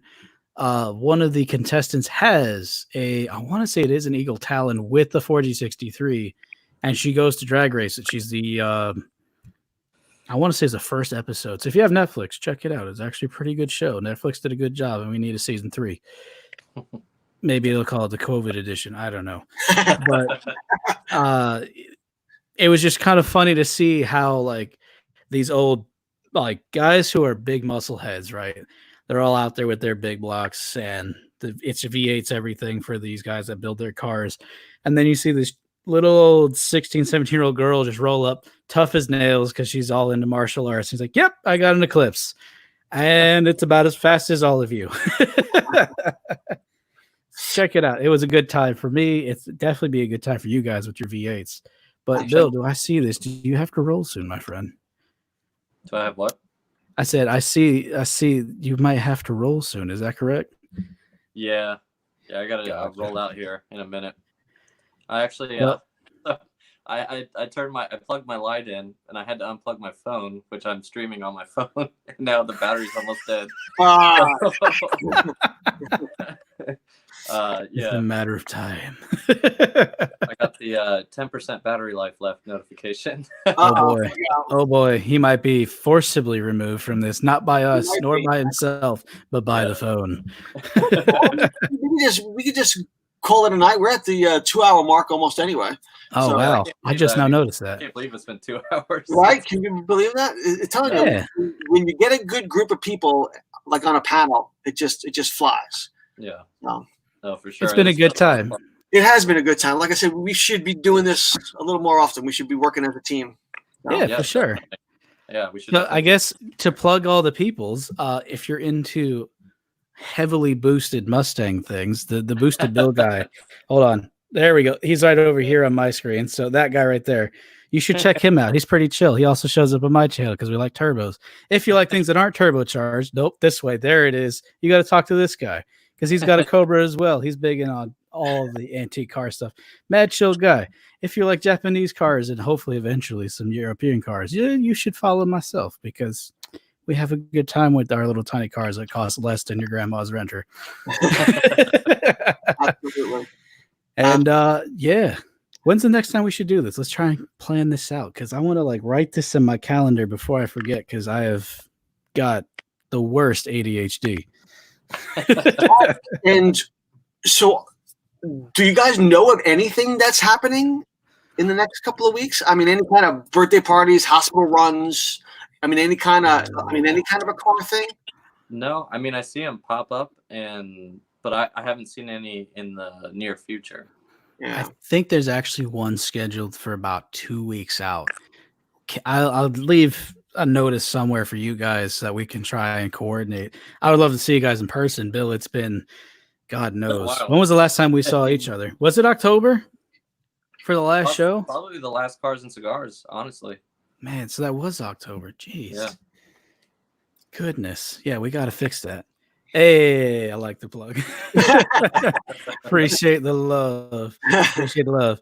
We're actually, speaking of eclipses, we're actually releasing a video tomorrow at noon of us reviving the car for the first time in 5 months because that's the last time it ran. But yeah, no, we'll definitely need to get together again because, Frank, it's been probably even longer since the last time I've seen you. I honestly can't even remember the last time I saw you. I think it had to be a Cars and Cigars event. Of course. That is the watering hole for the 4 of us with D. Really unfortunately, had to leave early. It really is. But we definitely need to get it together. So, I mean, even if it's just like, let's go for a cruise. Let's just all like put the GoPros on the cars and we'll just go. Go somewhere. Call up my car club, be like, hey, we're going to go do some dumb things on the highway in Maryland. Let's go. They will be like, sure, when and where? Oh, actually, no, I'm already there. I'll see you when you get here. That's how they are. Pick a place to get some takeout food and beers or whatever. There's a Sonic in Frederick I'm very aware of. I'm very familiar with it. If it's open, I am saying we should probably go pay a visit because what's more American than burgers in a drive-in, right? Well, granted, I might be in a granny mobile, but you know what? Hey, I'm gonna have fun in my granny mobile. I'll be the chase car. I'll get all the road footage where you're looking good. I gotta find my crane to do that first. But anyhow, I guess we're signing off here, guys. Yeah, I think so. But if you guys wanted to do it again and you want me to set it up, just let me know. Or if you guys want to set one up, and I'm happy to join, and we'll just keep. I got a crazy work schedule. I work nights, and I work nights on top of that, which is another stupid thing. Oh, good Lord. So why you do this to yourself, brother? No, I mean I had a lot of fun. I definitely want to do this again. This was cool. Good, man. Well, I appreciate you guys popping in. I want to, just like Rant just said, if you haven't subscribed yet to any of us, please do so if you're interested in cars and stuff like that. Don't forget to give the video a like. And that's going to be it. I appreciate you guys coming in. Great guests. Probably the best one that I've done so far. Time just flew right on by. So I appreciate you guys popping in. And that's it. We'll set one up again. So awesome. I'm looking forward to it. All right, guys. Thank you very much. I appreciate it. I'm going to do my outro, and then we will catch you next time. See you, everybody. Cheers. See you guys later. See you guys. Peace. Good times, y'all.